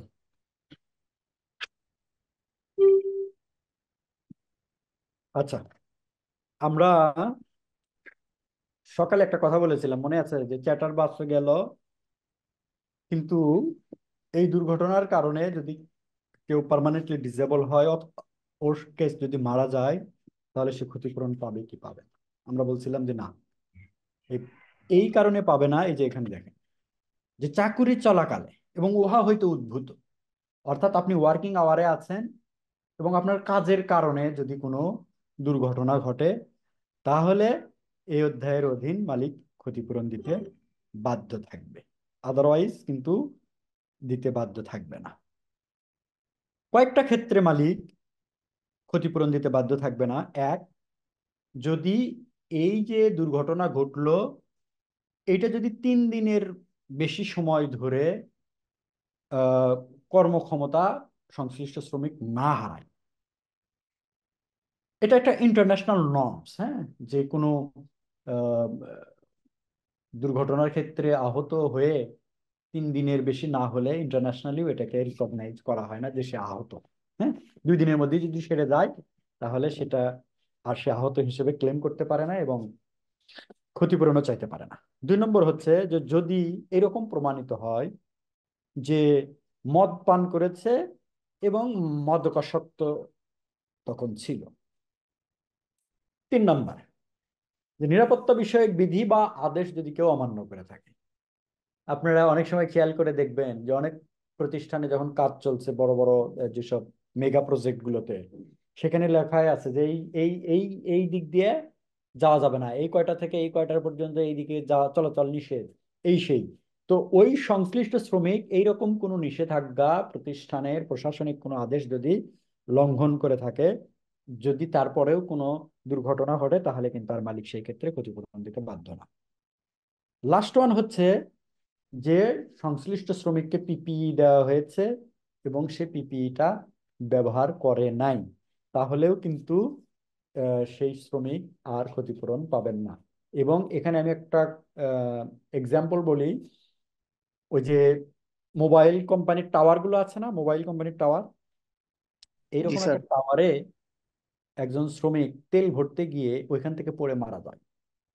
পরবর্তীতে দেখা যায় যে ওটা প্রপার তদন্ত করে যে ওই সংশ্লিষ্ট শ্রমিক সেই দিন তার কাজের শুরুতে আপনার সে পিপিই নিয়েছিল, অফিস থেকে এন্ট্রি করা আছে, কিন্তু যখন সে মৃত্যুবরণ করে ওখান ওখান থেকে পড়ে যাওয়ার সময় সে পিপিই গুলো সে পরা ছিল, এবং সংশ্লিষ্ট শ্রমিককে কিন্তু তখন আর ক্ষতিপূরণ দেওয়া হয়নি। পরে অবশ্য মানবিক বিবেচনা করে অন্যভাবে তাকে পয়সা দেওয়া হয়েছে কিছু, তার ফ্যামিলিকে। কিন্তু আপনার এই রিলেটেড যে দ্বাদশ অধ্যায়ের অধীন যে ক্ষতিপূরণ, সেই ক্ষতিপূরণ কিন্তু সে পায় নাই। আমরা ক্ষতিপূরণের পরিমাণটা সবাই জানি, 2 লক্ষ টাকা। আর স্থায়ীভাবে পার্মানেন্ট ডিসেবল হলে 2.5 লক্ষ টাকা। এবং যদি একটা পার্সেন্টেজ আকারে যদি হয়, যেমন ধরেন আহ, এটা তো শ্রম আইনের এক 1 নম্বর না 2 নম্বর, 1 নম্বর মনে হয় তফসিলেই বলা আছে যে কোনটা হারালে কত পার্সেন্ট হবে। যদি এরকম হয় যে 1 আঙ্গুল হারালে 30%, তার মানে 2.5 লক্ষর 30% সে ক্ষতিপূরণ পাবে। 2.5 লক্ষর 30% মানে হচ্ছে 30 30 60 75,000 টাকা একটা আঙ্গুল হারায়। হুম। এবং সবচেয়ে বড় বিষয় হচ্ছে যে এই যে ক্ষতিপূরণ এবং আমরা যে মৃত্যুজনিত ক্ষতিপূরণের কথা বললাম, এগুলো কিন্তু প্রত্যেকটাই আলাদা আলাদা। হ্যাঁ, ক্ষতিপূরণটা আপনি দিবেন কিভাবে? আইনের যে বিধান সেটা হচ্ছে যে যদি কেউ মৃত্যুবরণ করে এরকম পেশাগত দুর্ঘটনার কারণে, তাহলে শ্রম আদালতে দিতে হবে। এখন শ্রম আদালতে না দিয়ে তার যদি কোনো উত্তরাধিকার থাকে তাহলেও দিলেও চলবে, কিন্তু উত্তরাধিকার যদি না থাকে তাহলে কিন্তু অবশ্যই আপনাকে শ্রম আদালতে দিতে হবে। এখন অনেক সময় দেখা যায় মানে এটা তো আইনের বিধান যে মনোনীত প্রতিনিধি আছে আপনি তাকে দিলেন, মনোনীত প্রতিনিধি নাই আপনি শ্রম আদালতে দিলেন। কিন্তু দেখা যায় কি যে শ্রম আদালত বা লিগ্যাল সিস্টেম আমাদের এত বেশি কনজেস্টান সেখানে থাকে যে একজন শ্রমিকের হয়তো টাকা পাইতে এখানে কিছু পয়সা ব্যয় করতে হবে, তারপরে সে হয়তো পাবে 1 লাখ টাকা, সে তার লিগ্যাল ফিজ দিয়ে দিল 20,000 টাকা, সেটা কেমন না? এই জন্য অনেক সময় আমরা মেকানিজম করে কিছু সিস্টেম আমরা বের করি আর কি। হ্যাঁ, যে তাদের পরিবারের লোকজন কারা কারা আছে ডেকে তাদেরকে একসাথে নিয়ে পয়সা টয়সা বুঝতে হয়। তবে এটা কিন্তু লিগ্যাল না। লিগ্যাল হচ্ছে যদি তার নমিনি থাকে তাহলে নমিনিকে দিবেন, আদারওয়াইজ লেবার কোর্টে দিয়ে দেওয়াটাই বুদ্ধিমানের কাজ। এতটুকুতে কারো কোনো যদি কোশ্চেন থাকে তাহলে আমরা নিতে পারি, আদারওয়াইজ আমরা এই চেষ্টা করছি যে 4:30টার মধ্যে আমরা শেষ করতে পারবো কি না সেটা নিয়ে একটু চেষ্টা করছি। কারো কোনো কোশ্চেন আছে কোনো? না, কোশ্চেন নেই। ঠিক আছে, তাহলে পার্টিসিপেশন কমিটি আপনারা সবাই জানেন যে 50 জন যদি থাকে প্রতিষ্ঠানে তাহলে কিন্তু এটি করা বাধ্যতামূলক। এটা কিন্তু ট্রেড ইউনিয়নের মতন না, ট্রেড ইউনিয়ন শ্রমিক চাইলে করতে পারে, নাও করতে পারে, কিন্তু পার্টিসিপেশন কমিটি 50 জন শ্রমিক থাকলে করা বাধ্যতামূলক। আবার যদি ট্রেড ইউনিয়ন থাকে তাহলে আর পার্টিসিপেশন কমিটি সেখানে গঠন করতে হবে না। আহ এটার সমসংখ্যক প্রতিনিধি হয় মিনিমাম 6, সর্বোচ্চ 30। যদি 6 হয় 3 3 6 15 15 30। আর যতক্ষণ পর্যন্ত ট্রেড ইউনিয়ন বা সিবিএ না হয় ততক্ষণ শ্রমিকদের স্বার্থ সংশ্লিষ্ট বিষয়ে ট্রেড ইউনিয়ন তাদের পার্টিসিপেশন কমিটি তাদের কাজগুলো করতে পারে। এরপরে আরেকটা একটু সেফগার্ড দেওয়া আছে, কেউ যদি পার্টিসিপেশন কমিটির মেম্বার হয় তাহলে আর তাদের সম্মতি ব্যতি রেখে তাদেরকে বদলি করা যায় না। হ্যাঁ, একটু খেয়াল রাখেন। যদি এইরকম হয় যে প্রতিষ্ঠান কেবল কার্যক্রম শুরু করলো, নতুন প্রতিষ্ঠান, তাহলে তাদের ক্ষেত্রে পরবর্তী 3 মাসের মধ্যে অংশগ্রহণ কমিটি গঠন করতে হবে। এই অংশগ্রহণকারী কমিটির সভাপতি থাকে সাধারণত মালিক পক্ষের এবং শ্রমিক পক্ষের হলো সহসভাপতি। হ্যাঁ, এখানে পার্সোনাল অফিসার, কল্যাণ কর্মকর্তা, আপনারা যারা এখানে আছেন অনেক কয়েকজন কল্যাণ কর্মকর্তা, তারা কিন্তু মালিক পক্ষের প্রতিনিধি এবং এই পিসির সদস্য সচিব হিসেবে দায়িত্ব পালন করবেন। সদস্য সচিব হলে একটু দায়িত্ব, অনেকগুলো দায়িত্ব পড়ে যায়, যেমন ধরেন মিটিং নোটিশ গুলো রেডি করা, তারপরে হচ্ছে এজেন্ডা তৈরি করা, এরপরে হলো মিনিটস গুলোর সময় মতো লেখা, এরপরে সেই মিনিটসে যে সিদ্ধান্তগুলো আসছে সেগুলোর ফলো আপ করা। একটু সদস্য সচিব যিনি থাকেন তাকে কিন্তু একটু কাজ করতে হয় আর কি। স্যার আমরা তো সদস্য সচিব ওয়েলফেয়ার বানাই, ওয়েলফেয়ার ছাড়া কমপ্লায়েন্স অফিসারে কি বানানো যাবে স্যার? এইটা এখানে বলছে যে পার্সোনাল অফিসার বা কল্যাণ কর্মকর্তা মালিক পক্ষের প্রতিনিধি এবং সদস্য। এখন যদি দেখা যায় যে না, যিনি আমার এখানে কল্যাণ কর্মকর্তা আছেন উনি এত দায়িত্ব ভার নিতে পারবেন না, তাহলে করতে পারেন, ওটা দেখতে হবে আগে বিষয়টা। হ্যাঁ, জি স্যার। আগে এটা ছিল যে পিসি হয়ে গেছে, এরপরে সর্বসম্মতভাবে যাকে সদস্য সচিব করা হতো উনি হতেন।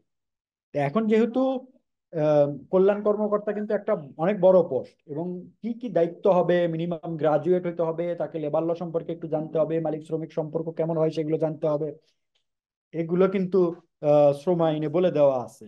সুতরাং ধরে নেওয়া হয় যে কল্যাণ কর্মকর্তা যারা থাকবেন তারা একটু এগুলো বিষয়ে পারদর্শী হবেন, এটা স্বাভাবিক। স্যার একটা অফিসে মানে পুরুষ যে মেল আর ফিমেলের রেশিও অনুসারে ফিমেলের চেয়ে মেলের রেশিও বেশি, তবে এই জায়গায় কি ফিমেল কল্যাণ কর্মকর্তা না নিয়ে যদি মেল কল্যাণ কর্মকর্তা নেওয়া হয় এতে কোনো সমস্যা আছে স্যার? ভাই মেয়ে মানে মেল নিতে হবে না ফিমেল নিতে হবে এটা কিন্তু কোথাও বলা নাই। কিন্তু আমি যাদেরকে দেখি এখানে, আমি মনে হয় কল্যাণ কর্মকর্তা এখনো একটা ছেলেকেও দেখি নাই। তার মানে কি ছেলেরা কল্যাণ করতে পারে না, আমরা কি এটা ধরে নিব? স্যার আমি অনেক কজনকে দেখছি, হ্যাঁ, মেল কল্যাণ কর্মকর্তা, আমি তো শুনি না অবাক কিরে, আমি তো জানি না না, ফিমেল মেল কর্মকর্তা আছে, কারণ টেক্সটাইল ডিভিশন থাকলে ওখানে ম্যাক্সিমাম ক্ষেত্রে ছেলে থাকে। হ্যাঁ তো হ্যাঁ জি। সেদিক ক্ষেত্রে কম্পোজিট ফ্যাক্টরি গুলোতে আপনার হচ্ছে ফিমেলের পাশাপাশি মেলও নেয়, আমাদের আছে। আচ্ছা আচ্ছা, জি কিন্তু আমি দেখি নাই এখনো মেইলটা, আমি দেখি নাই, এটা হয়তো আমার অজ্ঞতা। তার মানে আমি ধরে নিছি যে মেয়েরা একটু বেশি কল্যাণ করতে পারে মানুষের জন্য আর হ্যাঁ, কি। মেয়েরা বেশি হয় কারণ গার্মেন্টস ট্রেডে হচ্ছে আপনার মহিলারা বেশি, হ্যাঁ এজন্য হ্যাঁ female এর মহিলাকে বেশি। প্রেফার করা হয় আর কি। হ্যাঁ হ্যাঁ, না এটা খুবই বাস্তব আর কি। আচ্ছা, এই যে পার্টিসিপেশন কমিটিটা গঠন করা হলো, দেখা গেল যে আহ, তাদের মেয়াদ হলো 2 বছর। পরবর্তী বছরে মানে মেয়াদ শেষ হওয়ার পূর্ববর্তী 3 মাসের মধ্যে এটা কিন্তু পরবর্তী কমিটিটা গঠন করতে হবে। আগে কিন্তু এইরকম কোনো ইনস্ট্রাকশন ছিল না, এই 2022-এ এটা বলা হয়েছে যে আহ, যেমন ধরেন সরি, 2 বছর যদি শেষ হওয়ার পরে পরবর্তীতে আপনি কমিটি গঠনের উদ্যোগ নেন, তাহলে 2 বছর যেহেতু তার মেয়াদ, ওই বাকি সময়টা ইন্টারিম পিরিয়ডটা কে দায়িত্বে থাকবে, এইরকম একটা ঝামেলা তৈরি হয়। হ্যাঁ, এই জন্যই বলা হয়েছিল যে নির্বাচন আহ, করা হবে তখনই যখন দেখবে যে 2 মাস শেষ হওয়ার আর 3 মাস বাকি আছে, 2 বছর শেষ হওয়ার আর 3 মাস বাকি আছে, তার মধ্যে যেন নির্বাচনটা করে নেওয়া হয়। আর নতুন কমিটি দায়িত্ব না নেওয়া পর্যন্ত আহ, তাদের কমিটি, পুরাতন কমিটি দায়িত্ব পালন করতে পারবে। আচ্ছা, এখন দেখেন কিছু কাজ আছে। হ্যাঁ, আমি একটা ঘটনা বলি, তাহলে একটু আপনাদের বোঝার সুবিধা হবে এবং আপনারা একেবারে ক্লিয়ার কনসেপ্ট পাবেন। আমি নাম বলছি না, কিন্তু দেশীয় একটা বড় কংগ্লোমারেট, মানে অনেক প্রতিষ্ঠান আছে যাদের, এরকম একটা প্রতিষ্ঠান বিগত জুলাইয়ে, সম্ভবত জুলাই, জুলাই কি আগস্টে আমাকে ইনভাইট করেছিল যে ভাই আমাদের এখানে একটা নতুন ইউনিয়ন হয়েছে, তো একটু তাদেরকে যদি তাদের দায় দায়িত্ব অধিকার সম্পর্কে আপনি একটু বলেন, 2 ঘন্টা 2.5 ঘন্টার একটা সেশন যদি নেন, তাহলে তারাও কিছু উপকৃত হলো, আমরাও উপকৃত হলাম, কারণ মালিক তো চায় যে তারা একটু ভালোভাবে কাজ টাজ করতে পারুক, আবার যেন এমন কাজ না করে যাতে মালিকের প্রোডাকশনে হ্যাম্পার হয়। আমি বললাম, ঠিক আছে ফাইন। তো গিয়ে আহ, আমি মোটামুটি প্রথমে 2 ঘন্টা বলছি যে তোমাদের অধিকার এই এই এই। এখন যারা আমাকে নিয়ে গেছে, হ্যাঁ, তখন তো কিছু বলতেছে না, খালি দেখলাম, খেয়াল করলাম যে একজন আর একজনের মুখের দিকে চেয়ে আছে। সেখানে প্রতিষ্ঠানের প্ল্যান্ট হেড যিনি ছিলেন তিনিও পুরো সময়টা বসেছিলেন।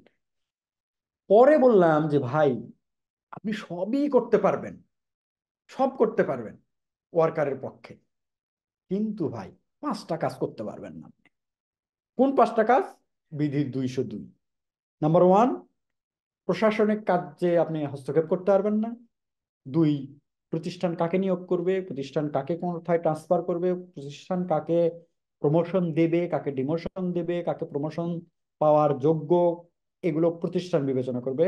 Trade union federation, participation committee এখানে হস্তক্ষেপ করতে পারবে না।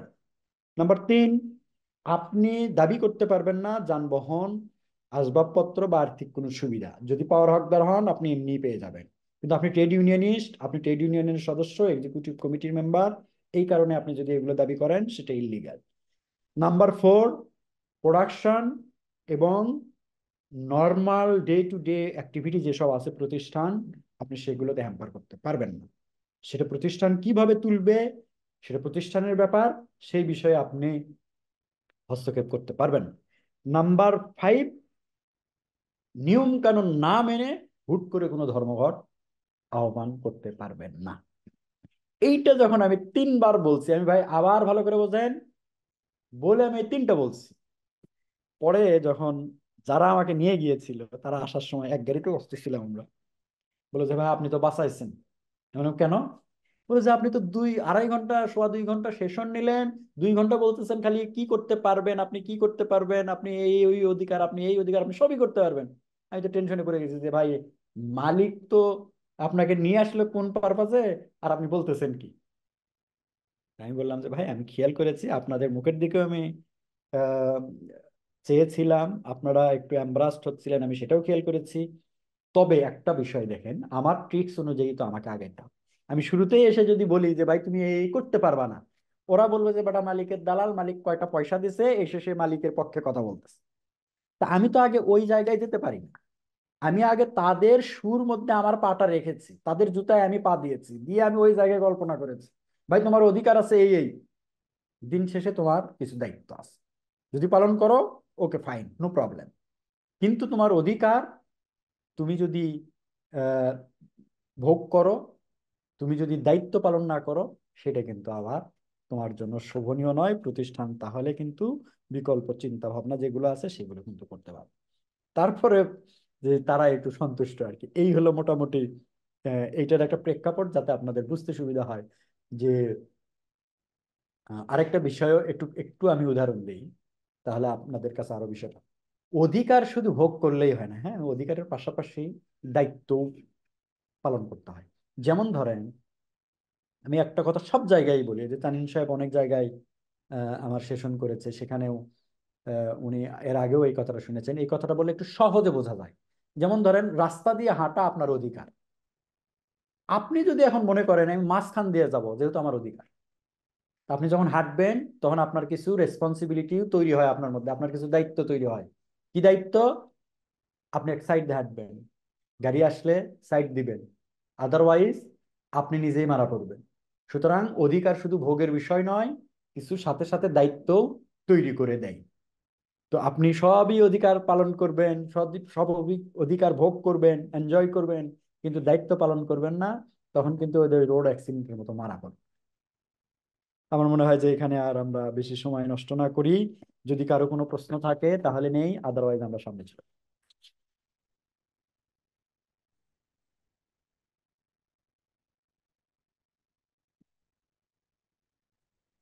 আচ্ছা, কারো কোনো কিছু নাই? আমরা প্রফিট শেয়ারের বিষয়টা একটু বলি। সেটা হচ্ছে যে 2টা শর্ত, 3টা জিনিস। যে কোনো প্রতিষ্ঠানের যদি পেইড আপ ক্যাপিটাল অর্থাৎ পরিশোধিত মূলধন 1 কোটি টাকা হয়, অথবা যদি ফিক্সড অ্যাসেট স্থায়ী সম্পদের মূল্য 2 কোটি টাকা হয়, তাহলে বছর শেষে যে প্রফিট করবে তার 5% অবশ্যই শেয়ার করতে হবে।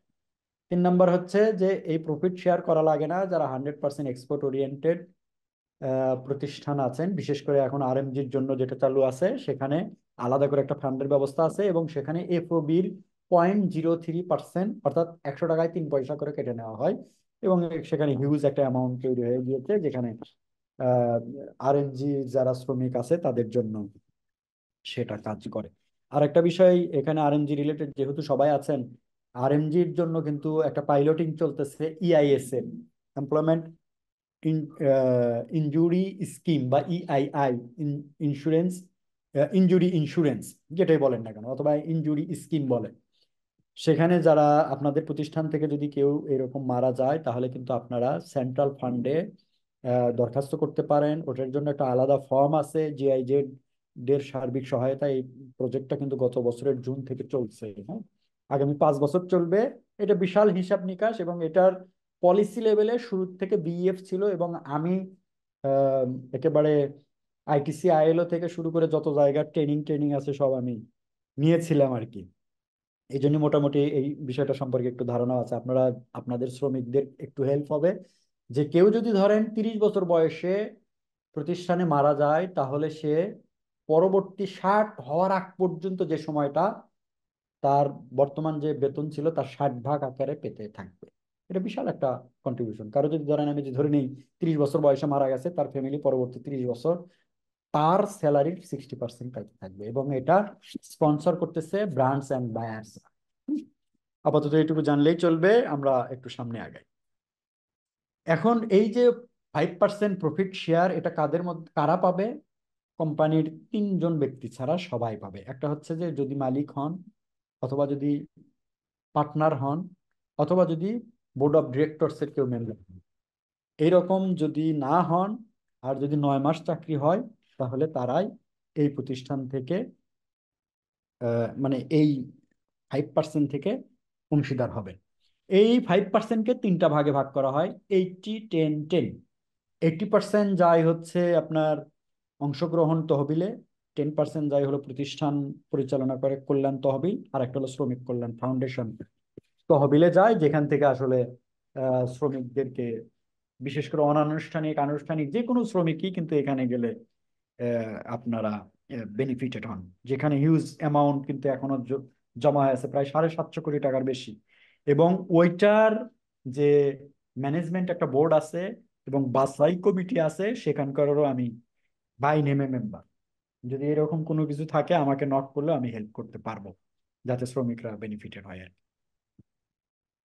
আচ্ছা, এই যে 80-10-10 করা হলো, 10 শ্রমিক কল্যাণ ফাউন্ডেশনে দিয়ে দিলেন, 10 প্রতিষ্ঠানের কল্যাণ তহবিলে থাকবে, আর আর 80% এটা 2/3 শ্রমিকদের মধ্যে সরাসরি ভাগ করে দেওয়া হয়, এবং সমান অনুপাতে, এখানে কোনো বেতন অনুপাতে দেওয়া হয় না।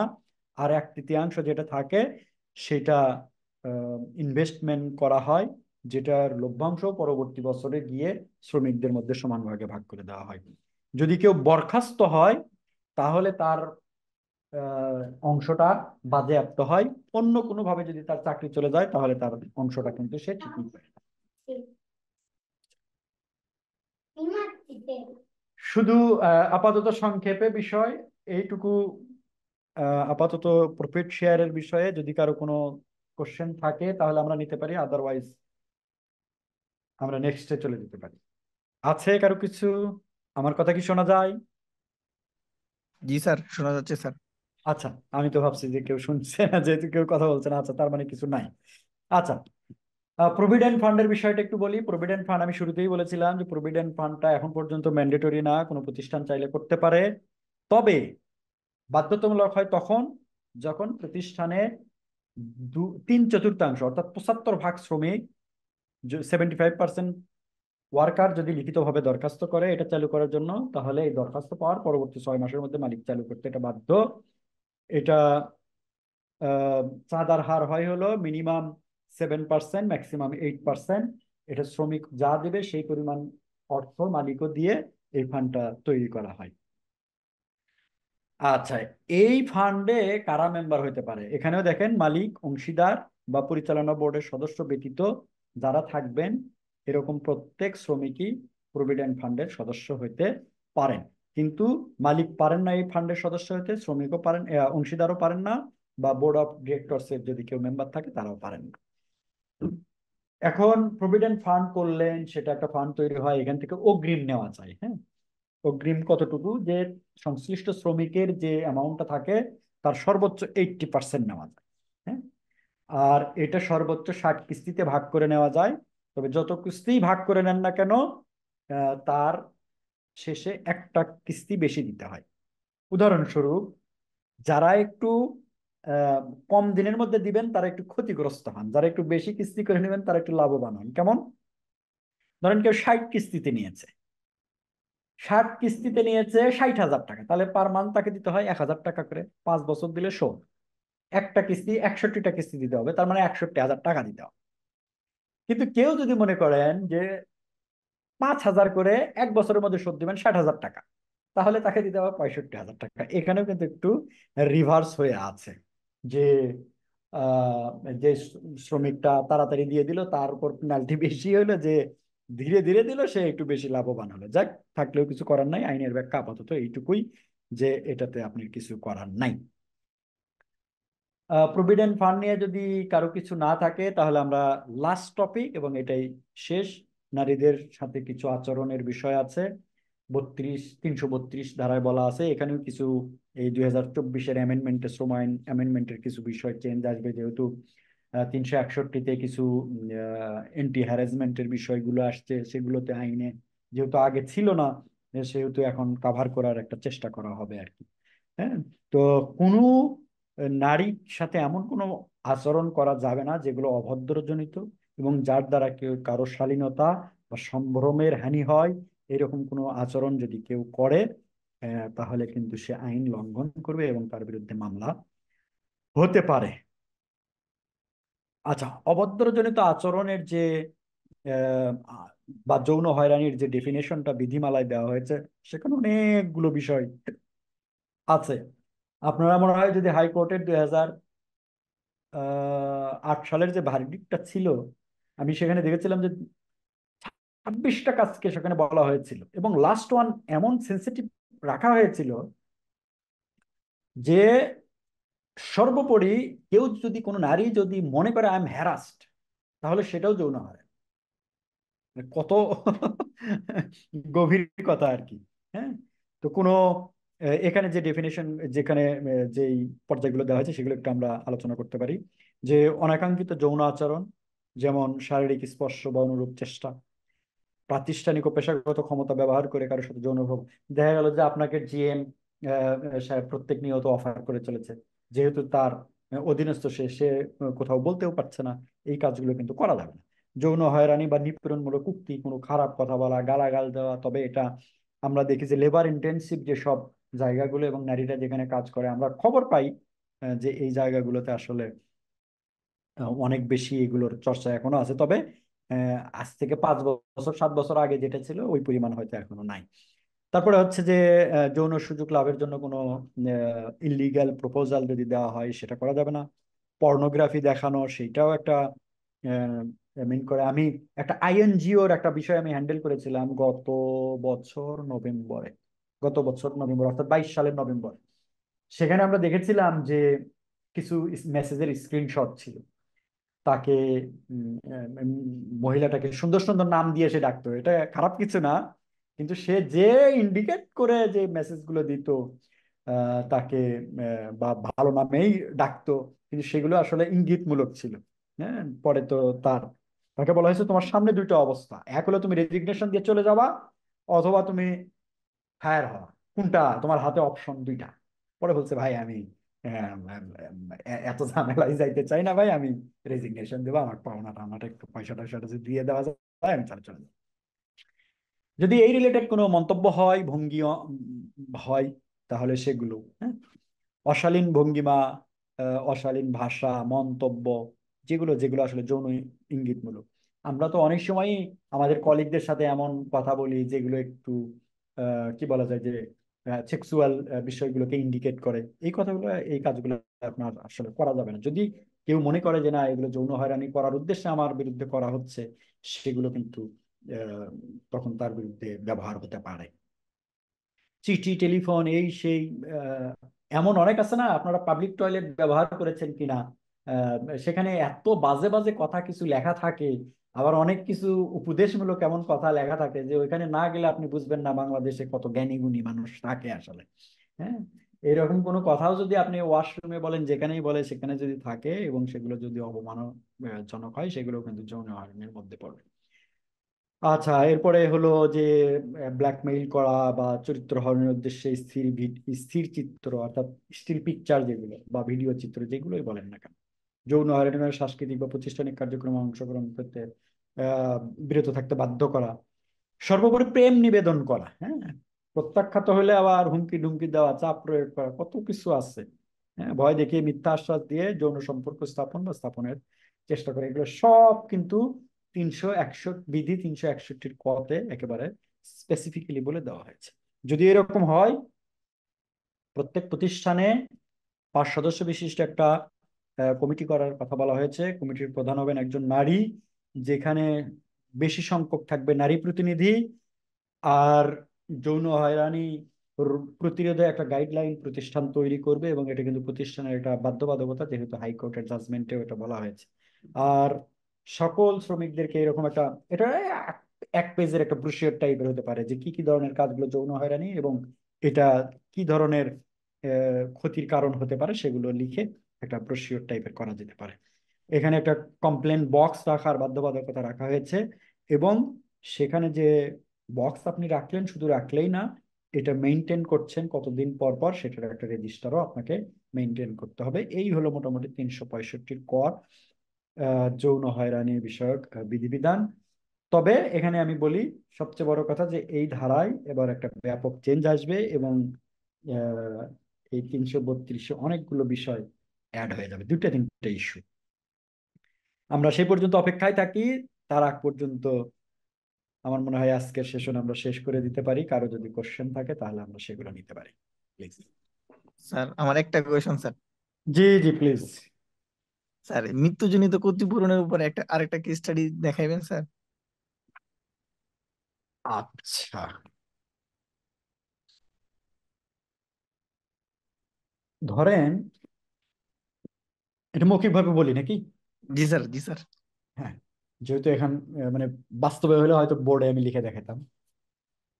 এখন ধরেন মৃত্যুজনিত ক্ষতিপূরণ, আমি বিএফ এ কাজ করি। হ্যালো। জি, আপনারা বলেন, শোনা যাচ্ছে আমার কথা? স্যার আমি জি অনেকক্ষণ ধরে কোশ্চেন করতে যাচ্ছি, বাট আমার কানেকশনে বোধহয় সমস্যা ছিল, আমি আচ্ছা করতে আচ্ছা, পারছিলাম না। জি তো জি বলেন।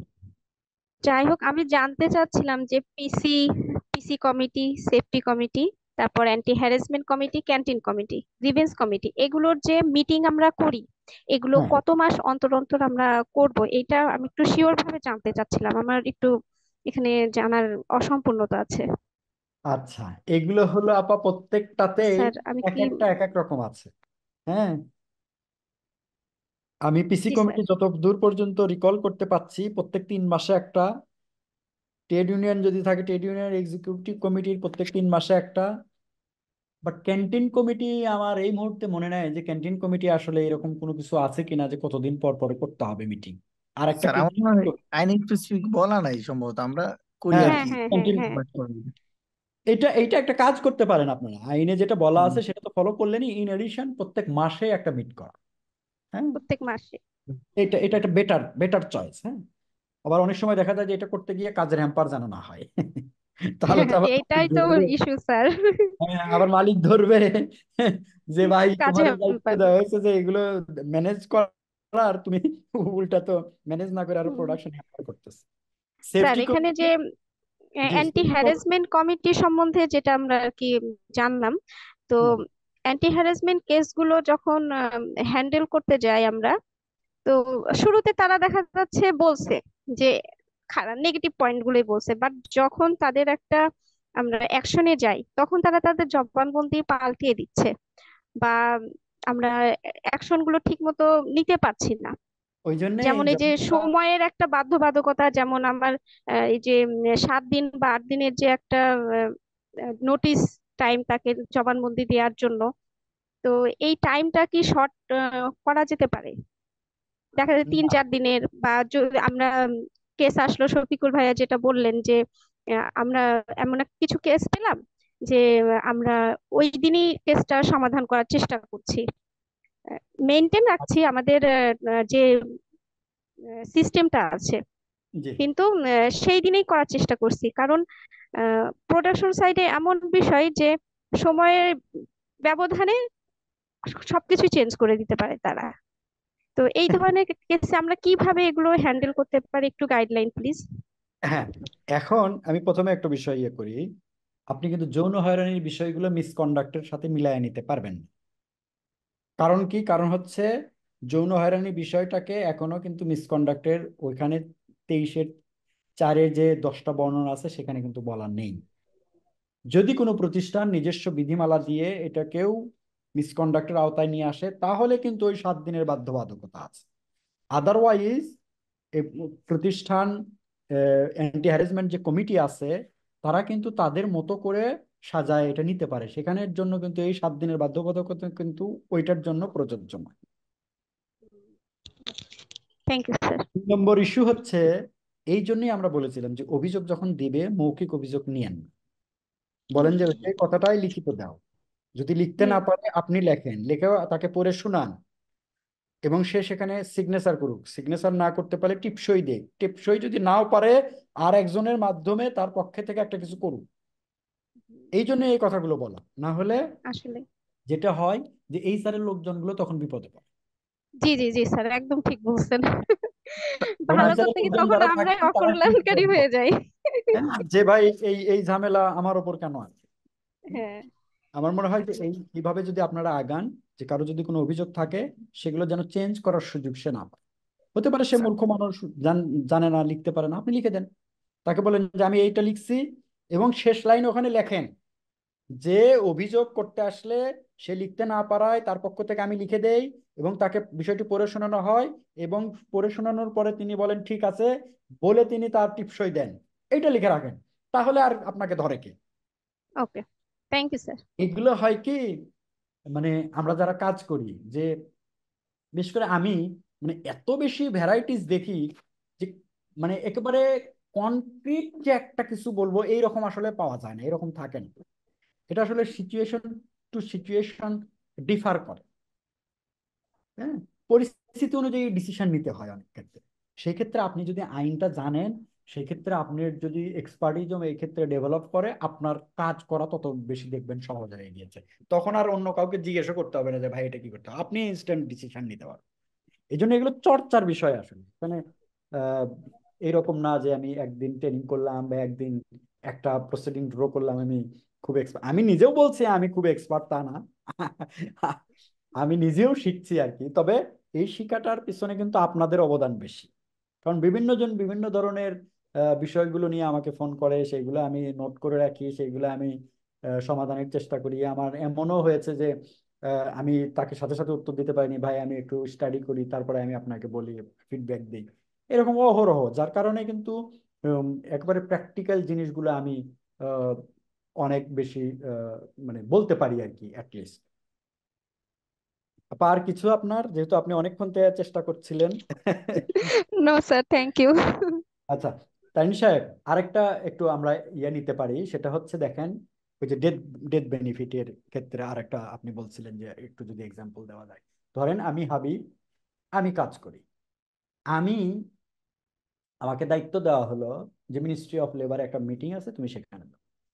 আমি সেখানে যাচ্ছি অফিসেরই গাড়ি, অথবা আমার পার্সোনাল গাড়ি, অথবা রিক্সায়, আল্লাহ না করুক সেখানে আমি প্রতিমধ্যে মারা গেলাম।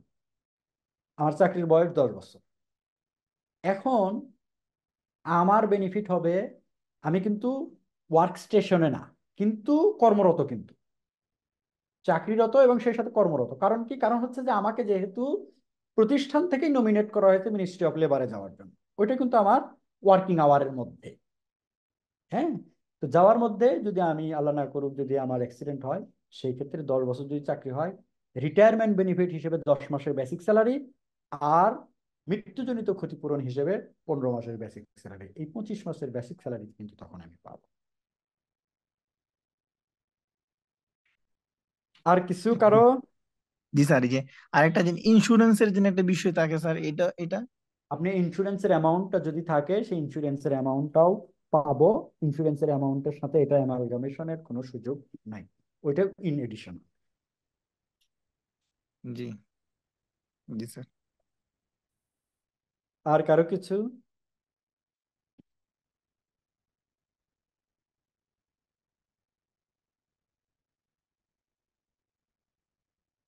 যদি আর কারো কিছু না থাকে, একটা বিষয় একটু শেয়ার করছি, আমার মোবাইল নাম্বারটা একটু শেয়ার করছি আমি।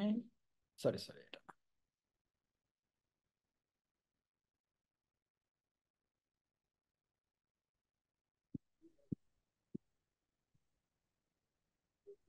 দেখেন এখানে আমার মোবাইল নাম্বারটা আছে, যদি কেউ মনে করেন আমাকে পার্সোনালিও কল দিতে পারেন, কোনো সমস্যা নাই। আহ, আমি চেষ্টা করি যে তাদেরকে হেল্প করার, এটা যে কেউ হোক না কেন। মানে আমার সেশনে মানে জয়েন করেছেন বা পার্টিসিপেট করেছেন এই জন্যও না, এটা আমি সবার জন্যই করি, ইররেসপেক্টিভ অফ মানে কি বলা যায়, যে যে কেউ আমাকে ফোন দিতে পারেন, কোনো সমস্যা নেই। আমি চেষ্টা করি, আমার সর্বোচ্চ চেষ্টা থাকবে আর কি। আপনারা কি নাম্বারটা নিতে পেরেছেন? জি স্যার, স্ক্রিনশট দিয়ে নিয়ে নিচ্ছি স্যার। হ্যাঁ, ঠিক আছে। তাহলে আজকের মতো আমরা শেষ করে দিতে পারি। সাব্বির সাহেব, আপনার পক্ষ থেকে কোনো কিছু বলার আছে বা কোনো কিছু, বা মনির ভাই জয়েন করবেন এরকম কিছু জানেন?